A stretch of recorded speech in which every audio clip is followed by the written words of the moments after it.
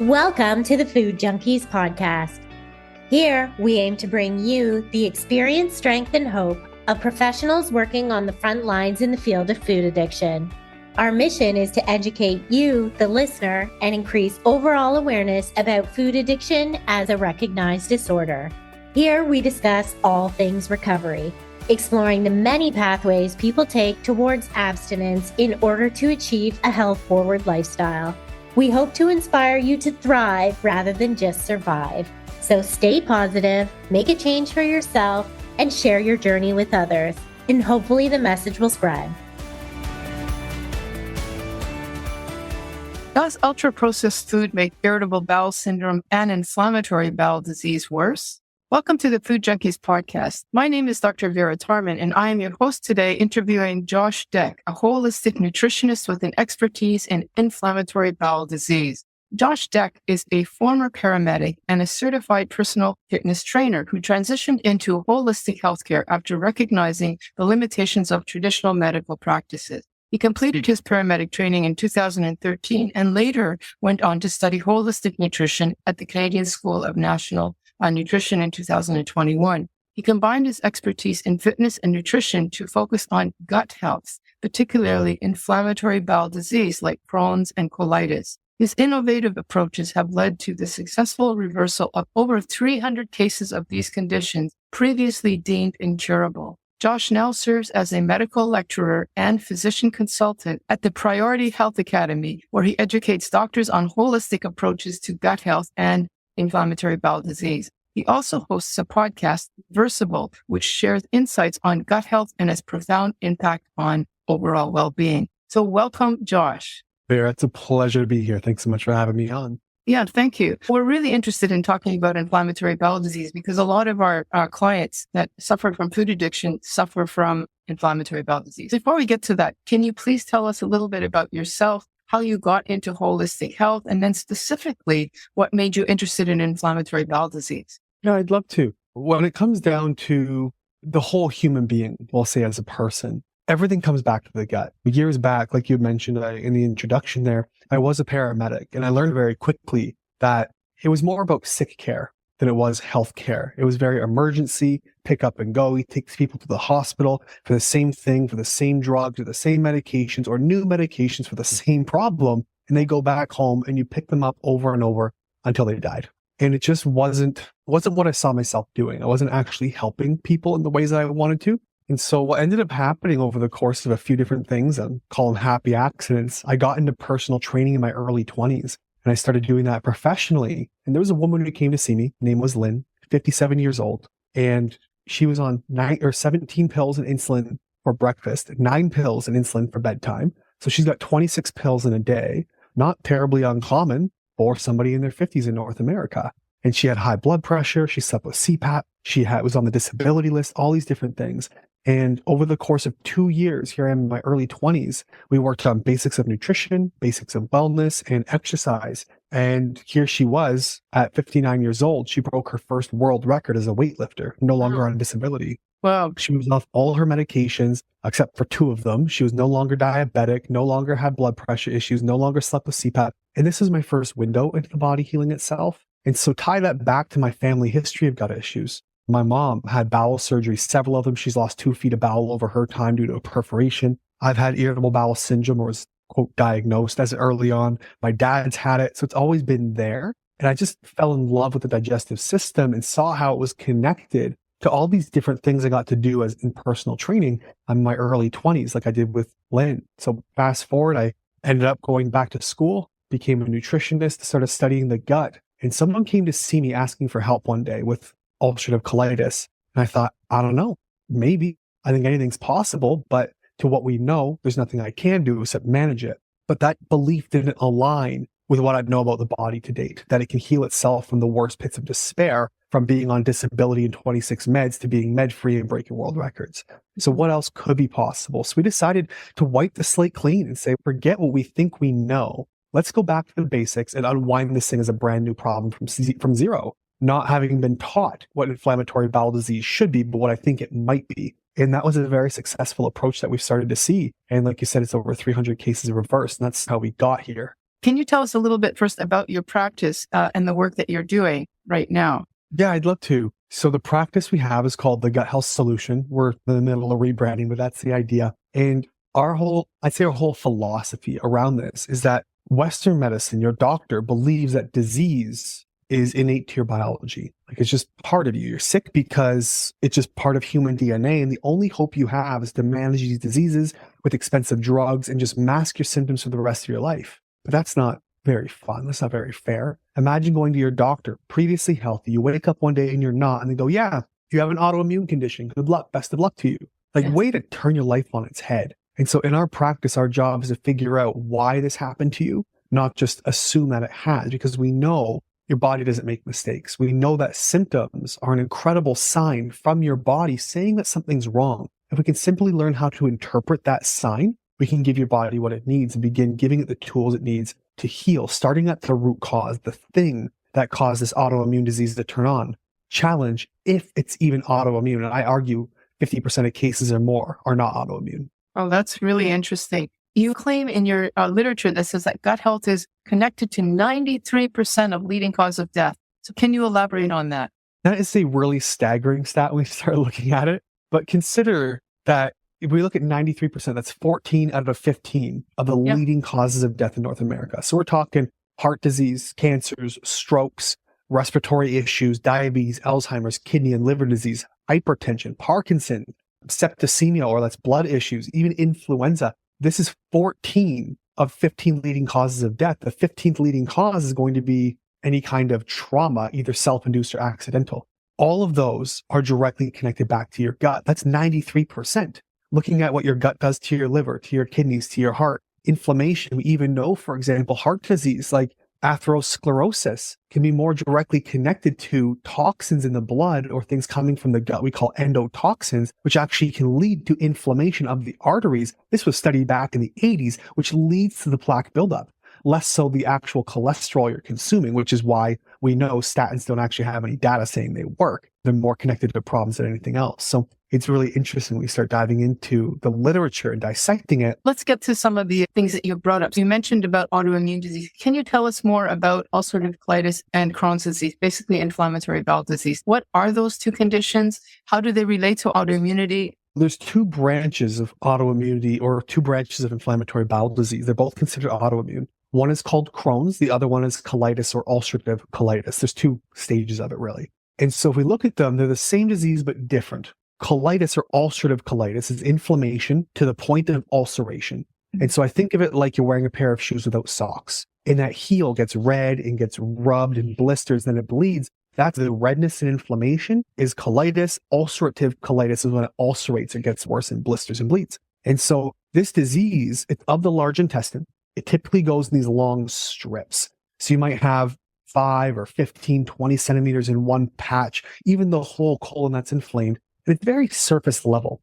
It's like you scuffed your knee on the pavement, and now it's this very surface level wound.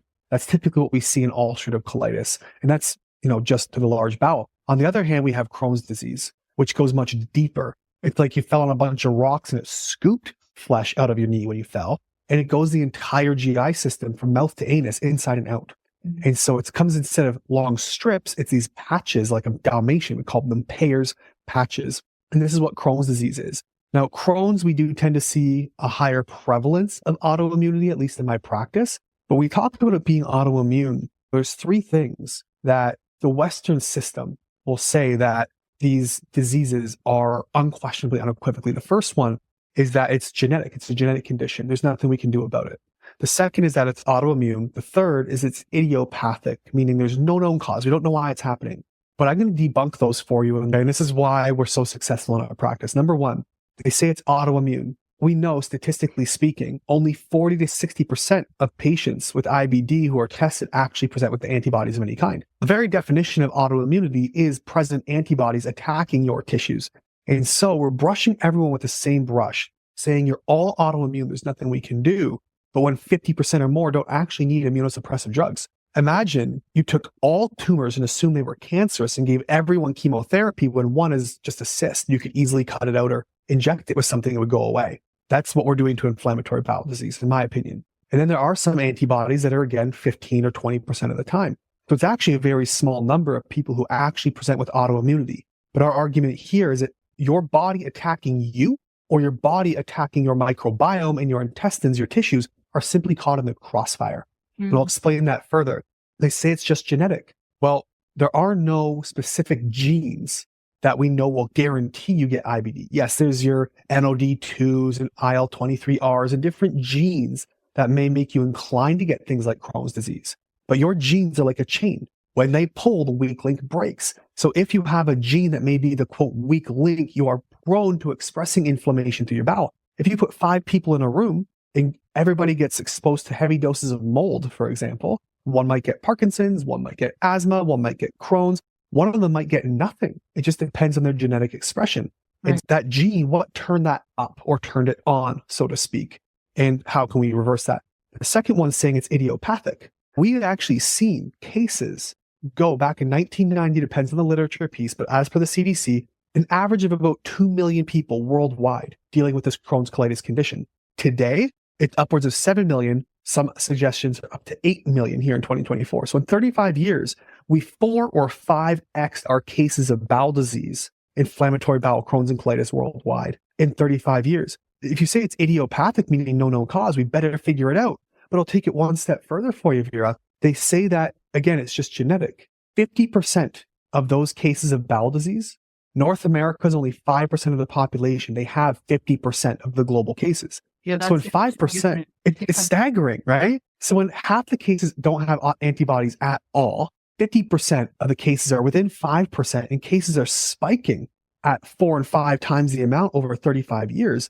You can't tell me it's this genetic random autoimmune condition. The math just doesn't add up. And this approach and understanding from this lens has broken this idea that we have to fall in line with what the medical literature tells us it is, to interpret it in another way and say, wait a minute, they're wrong.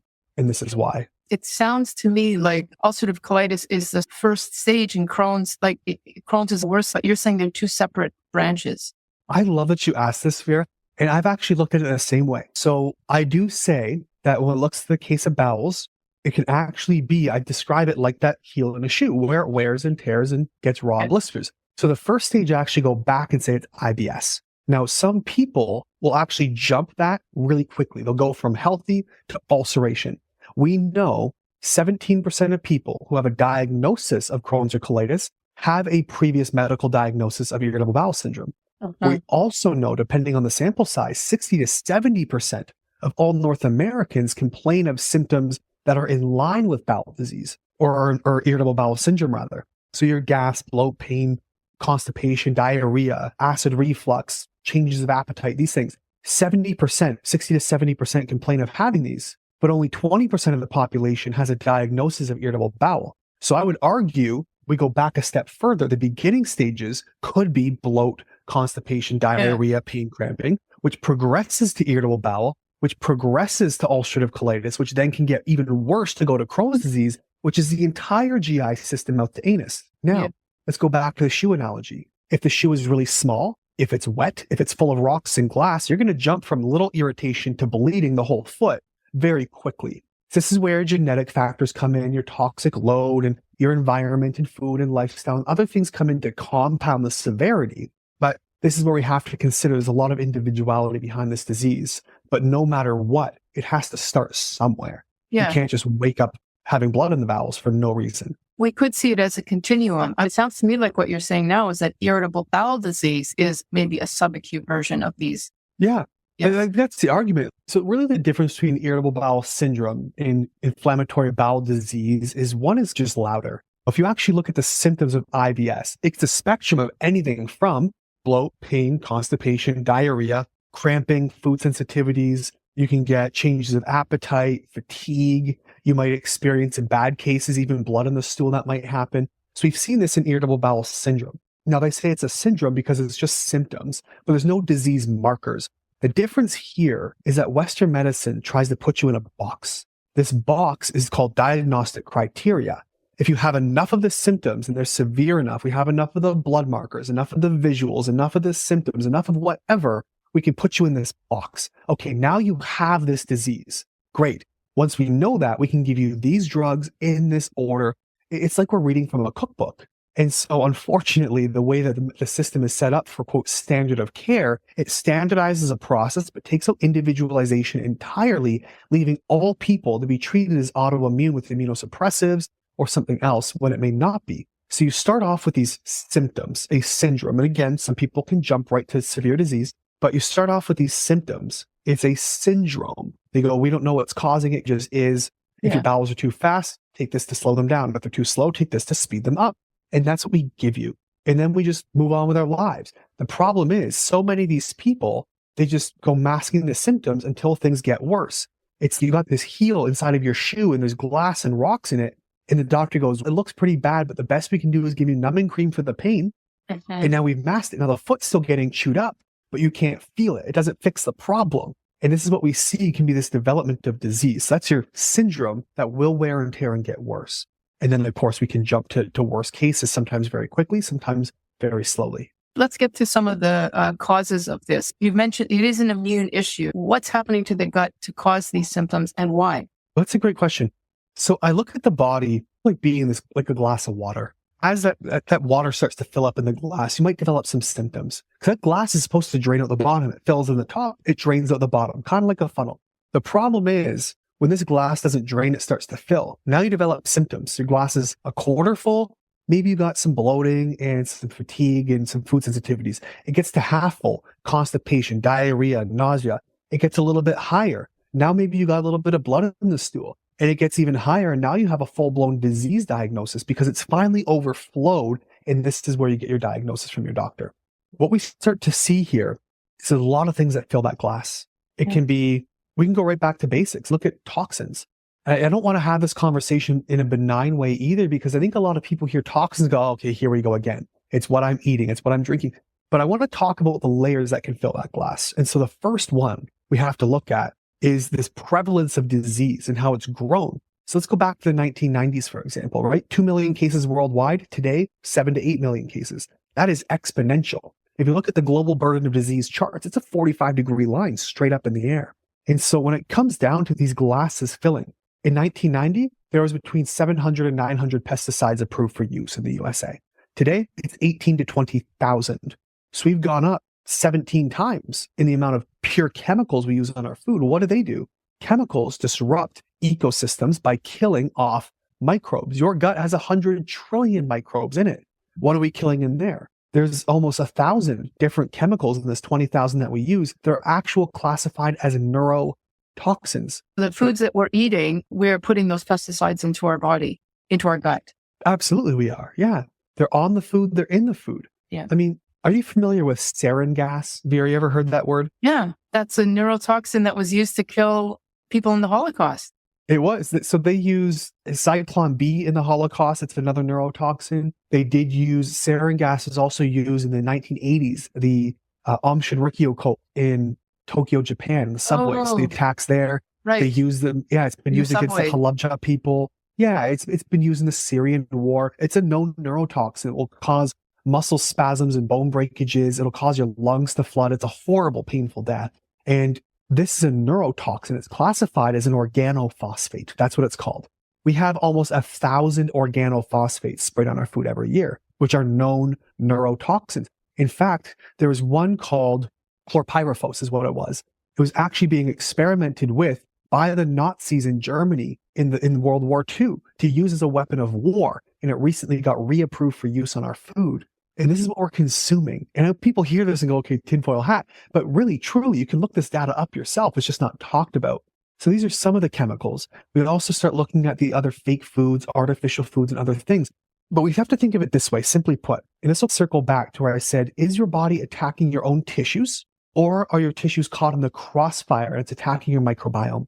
Since the beginning of time, Vera, we've had this agreement with our microbiomes. It's this beautiful ecosystem full of fungus and bacteria and viruses and parasites and all these little microbes that live in harmony with us. It's this beautiful ecosystem in perfect balance. The problem is when it becomes imbalanced, we now start developing symptoms of disease. Our gut bacteria are responsible for hormonal regulation, neurotransmitters, so the chemicals you need to think, to focus, to be happy, to be horny. All these different things can come in here and be part of this process. But unfortunately, they get disrupted. And then our bodies get disrupted. We got skin issues. It's because of your gut. And we're seeing more disease climb. So let's look what's happened. Go back to your great grandmother, for example. Let's assume she had 1,000 microbes. There was very little disease, minus things like polio. There wasn't really any of these chronic inflammatory diseases we see today. In fact, they still don't exist in many parts of the world that are hunter-gatherer. So let's go back to great grandma.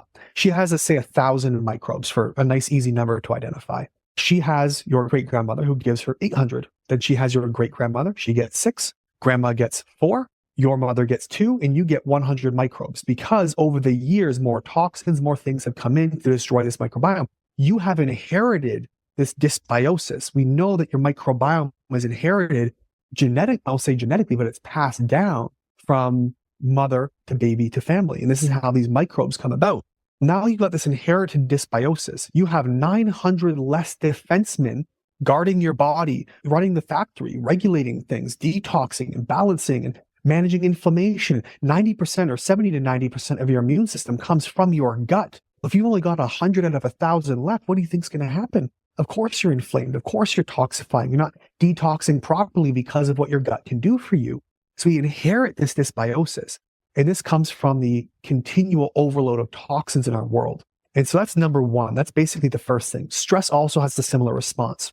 Not only is that glass now full, right? Because it's filling with toxins, but when it overflows, what else gets wet? What else inside of your body has now created symptoms? Now we've got, because your gut's been a complete disaster, we've allowed in candida, fungus to overgrow. We've got parasites. I've seen parasites out of my clients 4 feet long. They're like anacondas. It's staggering. We've got E. coli. We've got mold. We've got Clostridia bacteria. We have all kinds of things, heavy metals that get into the system based on what's in our food, combined with our lack of defenses, combined with our newly elevated stress levels in our modern world. But you can't fight it off. Vera, yeah. You can't fight it off because we're inundated. So simply put, we now live in a world that's no longer compatible with our biology as we destroy our ecosystems. And this is what I believe has led to this massive development of bowel disease worldwide. What about just ultra-processed food itself? Oh, yeah. And please feel free to deviate from the list. There's so much we can go through that's not on the list. Yeah. Yeah. Look at our processed foods. There are so many arguments made to say it's innocent till proven guilty. And that's great in a court of law for humans, but it's really bad with food. Like, I think of it this way. Because these aren't even food. These are food products. Yeah, we call them frankenfoods. They're food-like products. Yeah. I can get a nice fruit display on my table made of styrofoam. It looks like food. Doesn't mean you should eat it. Okay, we have the same thing with these processed foods. Imagine, Vera, I come over to your house, right? You invite me over every week. I've never been over before. You have house parties every week. Everything goes smashing. It's a great time. You start inviting me over to your house and you notice things start to go missing. And then I keep coming over and more things from your house go missing. They keep getting stolen. And you think, I better catch Josh in the act. Or you say, nothing has changed except when I invited Josh over. Maybe I'll stop inviting him and see what happens. This is what we're doing with our food. We're going, let me catch him in the act. We need to have one specific randomized controlled double-blind study to prove that this food is toxic. The reality is we have 100,000, depends who you ask, but upwards of 100,000 new chemicals added to our bodies and our ecosystems in the last 150 years. 100,000 new chemicals. It is impossible to check the correlation, to check the data, to test them all against each other, how they interact, how they react or interact with our body combined or individually, what they do to our guts. We just know that these are the biggest changes in our lives, is the stress, the artificial foods, and the chemicals, be it on clothing, in scents and perfumes, be it in, if I say the V word schedule that we get all poked up in childhood now, there's 70 plus needles that we get, whether it's the food that we're consuming that never existed before. These are the only changes. Whether you believe we've been on this planet for thousands of years or millions of years, it doesn't matter. These are the only changes that have happened in the last 150 years. And the biggest spike of diseases happened in the last 75. And so I don't think we really need to have a randomized controlled trial. And these studies that we do get saying this food's good, that food's bad, aspartame is fine for you, which by the way is a known neurotoxin, are actually paid for by the people making this stuff. They say, look, it's good. And you ask me, Vera, are you stealing things from my house, Josh? And I go, no. You go, perfect. Thanks for letting me know. Well, I'm stuffing stuff in my pockets. You can literally watch me do it and I tell you, and you still let me come to your house. That's what we're doing with these foods. And it's absolutely astonishing that we're in this place. But I think so many people are hoodwinked by the food industries. This is tasty. These things are chemically engineered to be addictive to your brain, and they are hard to let go. But the residual damage they've now caused in our bodies is what I believe to be this leading cause of disease. We had a contract with our ecosystems in our gut. We had this symbiotic relationship. We've broken it, and now they're fighting back. Let's just look at food itself. Could we say that some foods we eat in higher proportion? For example, we eat a lot of carbohydrates now, even if they're healthy carbohydrates. Could we look at that too? Yeah, this is an important conversation to have. And I do want to preface that I get a lot of flack for this because I'm a nutritionist and I talk about nutrition, and people get the understanding that, oh, it's just another meal plan to help my gut. No, that's so far from what we do. We have to be root cause focused. We use pharmaceuticals and supplements and lifestyle and all kinds of things to get your root causes. But food is an important part of the conversation because your glass is still full. And maybe it's 95% full and food is the last 6% that cause the overflow. And that's okay too. It's still a conversation. And so we 100%, it's called the SAD diet for a reason, the standard American diet. 80% or so of this diet that we now eat is, what's the word I'm looking for? It's something we've never consumed before. It's mostly carbohydrates. It comes from a package or a box or a microwave or a drive-through. These foods have never existed. Our blood sugars are higher than ever. Our microbes, say we have fungi, we have certain bacteria, we call them gram-negative. Some of them are bad guys, some are good guys, but they thrive on sugars and carbs and starches. There's a reason we have an obesity epidemic. 40% of all of the USA is pre-diabetic. I believe 20% is actually diabetic. 70% is overweight and 40% is considered obese. In fact, there was a recent study done by the US Department of Defense where I think it was 70 or so percent of applicants were unfit for military service due to mental health conditions, physical health, or obesity. This is an epidemic. And so our food, it's way too much carbohydrate. It's way too much processing. It's way too much preserve and packaging and emulsifiers and thickeners and texturizers and food coloring to make it look fun. These foods never existed. And now we're consuming them in massive amounts. But if we go back, just to follow up on the question here, Vera, there's a really popularized group of people, a protected land in Africa called the Maasai people.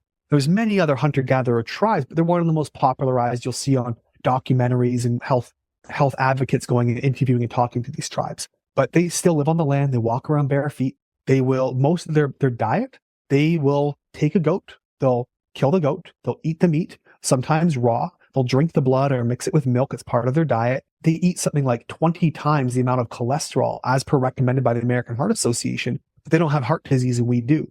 So is it really the cholesterol and the fat that's the problem, or is it something else?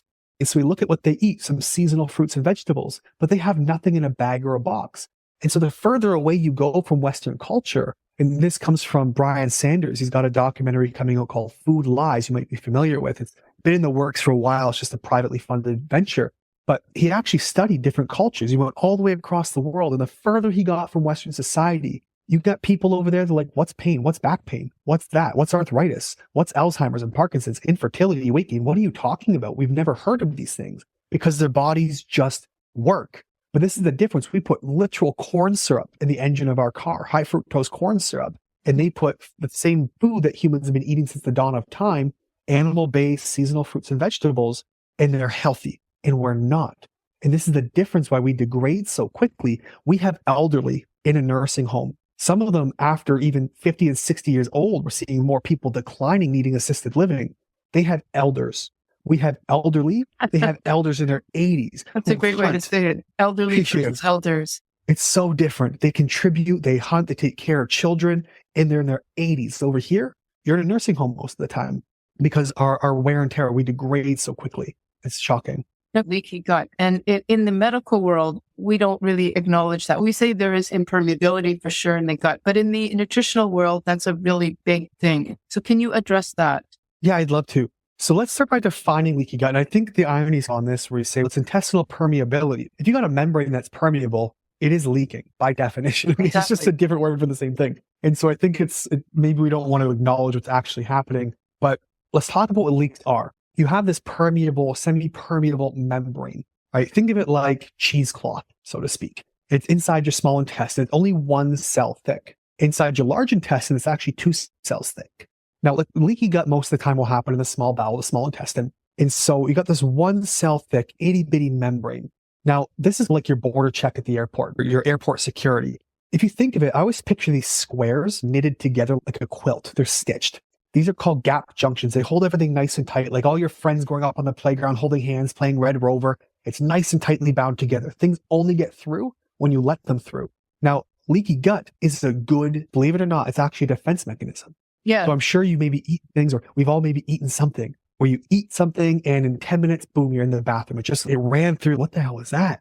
What's happening is those hands of Red Rover, the stitches on the quilt are opening up, and these cells open to bring water into the bowel. It's like putting your thumb over the hose to wash down the driveway, and it opens that up to clean things out, and it washes things out, intentionally creating diarrhea to try to clear whatever it doesn't want in your system out of your system.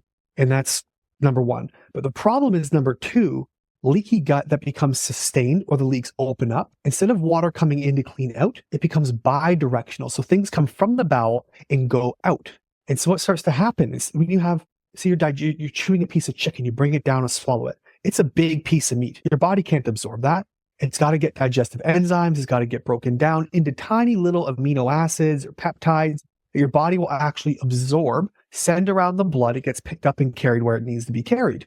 The problem is when these leaks open nice and large because you're inflamed, you're eating something you shouldn't, they get too big. And now pieces of food, for example, that shouldn't be in your blood yet because they're not small enough, get into your blood.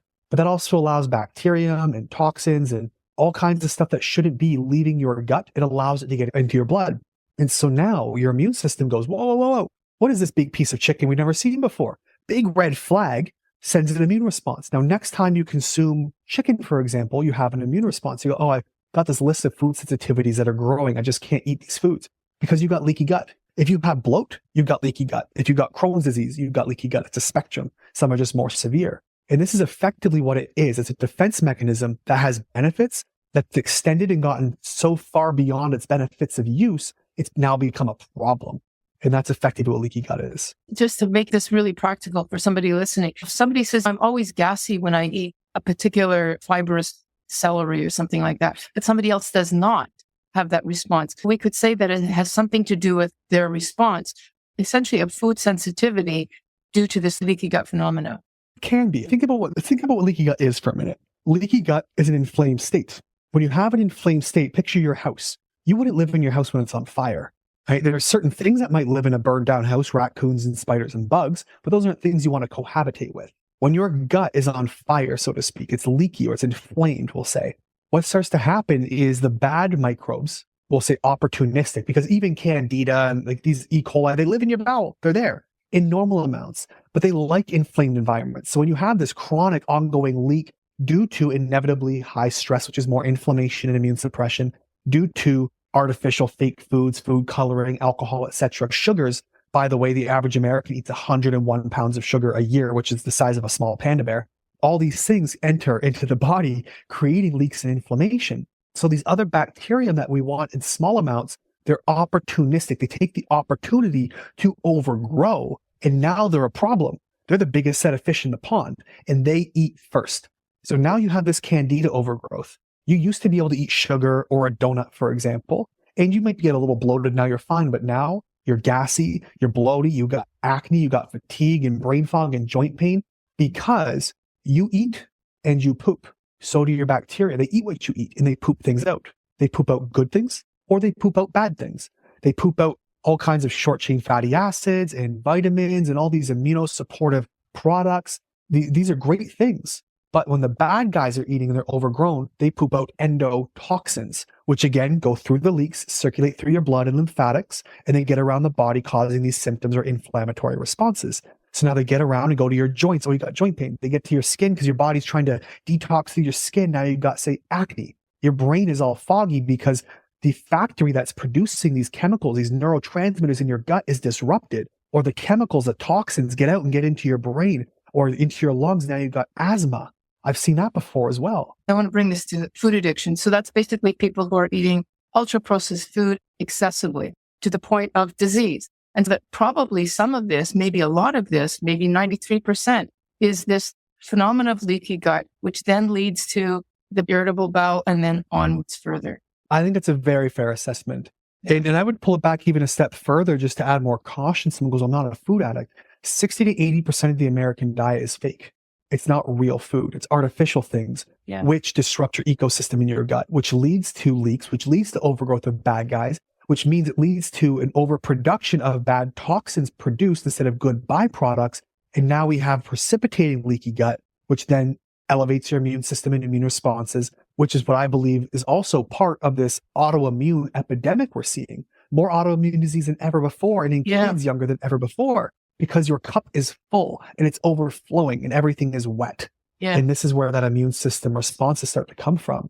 Absolutely. Okay. We have to talk about treatment. So sure. What do we do in this situation? What would you say, what's the first easiest thing to do? And then what should we be doing large scale?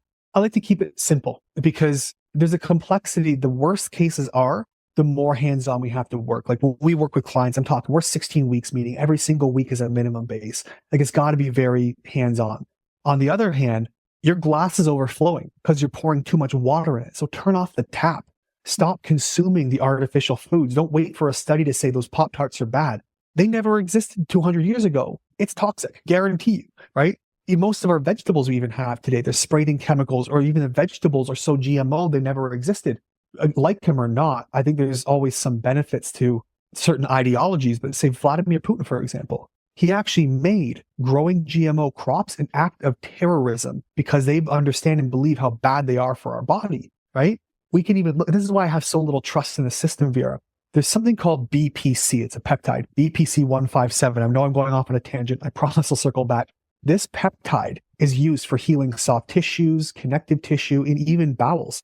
We've seen it be remarkable. Now, again, it's not a cure-all, but it can help expedite your healing process 10 and 100-fold. Back in the 1960s, they uncovered research after the Iron Curtain fell. The Allies had actually uncovered a bunch of research from the Russians. You get somebody tearing their Achilles tendon, they're back on the field in 7 to 10 days as a soldier when you're out for 8 to 16 weeks minimum here, because they were using this BPC peptide to heal so quickly. It's remarkable. We use it in clients. Sometimes you can get it online, just got to be careful. And we use it as part of that healing process. Now, again, it's like a towel to clean up the water, but if the tap's still running, it's not going to help. So you have to take some things into consideration. But BPC is a remarkable peptide in healing the intestines. The FDA is trying to ban it right now. Why? Why would you do that when it's so useful and so cheap? The gut disease is $800 billion a year. That's why I believe it's going on. And we're talking about what can we do. Number one, turn off the tap. Stop feeding all the garbage that comes into it. And the system that makes money, the people we're relying on, telling us what to eat and how to get healthy, are the same ones where if you go into the hospital for bowel disease, after a surgery, they're bringing you a white bread sandwich, lunch with a Jell-O, a bag of chips, and some juice. You got 100 grams of sugar right there. Yes. Is there any wonder we're so sick? Can you give some food tips? Would you say, certainly no ultra-processed foods, but would you also say it should be extremely low carb, like keto, or can you be a plant-based? Give us a few guidelines. I know that's not your primary focus. No, that's okay. That's a great question. I believe food should be done. I don't like to say in moderation because people go, I can have my Pop-Tarts in moderation. But I'm like, no, you can't. You should never eat those. I personally consume a very animal-based heavy diet. I consume probably 2 pounds of red meat a day. I'm not so worried about the heart issues and heart disease because I get my blood done. Again, people, your LDL cholesterol is high. I'm like, I'm not worried about that because, again, look how much fat the Maasai people eat. Their LDL is also high. They don't have heart disease. So what else is causing it, right? So it's eliminating as much as possible because I realize this is going to be a behavioral issue. That one of the biggest issues we struggle with getting people better is behavior. So can you change what you're eating, or are there excuses for why you can be eating it, or what moderation is? When we can look at this honestly and truly as like a witness to ourselves, a third-party witness, we can say, okay, maybe I'm actually having issues giving these foods up. Not that I truly don't believe they're bad.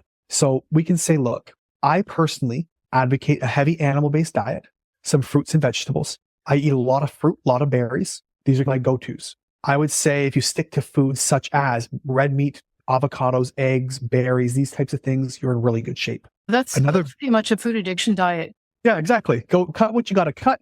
But on the other hand, people say carnivore is extreme. You're going to cause food issues. I'm like, maybe we have a food issue now because we're eating junk food that never existed and now we're all sick. Whereas going carnivore is actually just consider this. Now, quote, going on a diet is actually just eating food. It's simply not consuming actual poison. And that's considered a diet now. That's the diet culture. And the greatest game, the greatest scam ever pulled over our eyes was counting calories instead of chemicals. Our body doesn't crave calories. It craves nutrients, nutrient-dense foods. If we do that, we're fine. My advice is this. If it grows on a tree, on a bush, if it grows in the ground, if it walks on the land, if it swims, if it flies, God forbid if it crawls, if that's your thing. But these are the foods we should be eating. Now, whether you're vegan, vegetarian, Mediterranean, carnivore, I don't really care. It doesn't agree with you. Personally, I do believe humans must consume meat for optimal health. There's arguments on all sides. However, in my experience, in my practice, I do believe meat is essential. On the other hand, some people do vegan and they do just fine for now, right? It's always going to be up to the individual. But we have to go with the litmus test of how we feel, not how we're told we should feel. And that's the ultimate thing around food as an overarching view. What else do you do? Because you said that was only the first part, what you do. Yeah. So that's not filling the cup even further. So we have to look at, number one, what is the root cause? Yes, your microbiome is a disaster because we've inherited dysbiosis, this imbalance of bacteria from our ancestors. That's just the way it is. So what else has come into the system now or been allowed to overgrow? We have to take this all into consideration as an assessment and distill things down to figure out what's our priority right now. Because it's not as simple as peeling layers off the top of the Jenga tower. We do have to go around piece by piece until it can safely come down. And so, for example, I want to look at you and your root causes. We have to go through symptomatology. This is a language that your body speaks to communicate to us what's actually going on inside. Let me give you an example that we see all the time. Somebody's really gassy and they can't eat fiber because they just get so gassy. So we tell them, stop eating processed food, go to the vegetables, and they can't tolerate the vegetable. Totally. They're so ill. In that case, go to a carnivore diet, right? It's not going to hurt you because what's happening when you're eating all these fibers, say, for example, you have a candida overgrowth or even parasites. It's used to parasites. I've had candida and parasite. There was a sale on apples, for example. There's an organic market down the road. They had a sale on apples, big bag of like 10 pounds for $6. So I was eating 12 apples a day. I was hooked. Within 2 weeks' time, I had blood in my stool. Now, why is that? Turns out I had parasite that happened to be feeding off of this apple pectin fiber. I didn't know it until they started acting up because I was feeding the wrong fish in the pond. If you're consuming fiber, in theory, is good because your body will, your microbes, humans can't actually digest fiber. Your digestive enzymes, your organs themselves do not have any ability to actually utilize fiber. It's your gut microbes that actually ferment them into things like short chain fatty acids and these beneficial, they eat it and they poop out good stuff. The problem is when we're eating fiber, if you have an overgrowth of bad guys, the bigger fish in the pond will eat first. So if you're eating all this fiber and you're still feeling like crap, don't increase the fiber, actually drop it entirely and watch how much better you feel quickly. Now, is that the long-term answer? I don't believe so. There's arguments on both sides. However, your microbiome is incredibly adaptive. So by simply not feeding the bad guys, they will stop pooping out these bad things and you're going to feel better right away. And you go, oh, fiber was killing you. No, you had an overgrowth of bad guys. They were eating the fiber. They were causing you a problem. And so that's where we have to go to for this one. So looking at your symptoms, what your body is speaking and saying, here's what's going on with me. That's how we can get to the root cause. For example, psoriasis, eczema, SIBO diagnosis, low libido. We can look at elevated liver enzymes or cholesterol. Maybe you've got dry skin elsewhere, hands and feet. Maybe you're a teeth grinder, irritable. You got anxiety, depression. And these can all be signs of parasites. I got a list of 50 different symptoms we look at for parasites. And so we have to go after that root cause. But before we can evict tenants from the building, the doors have to be unlocked.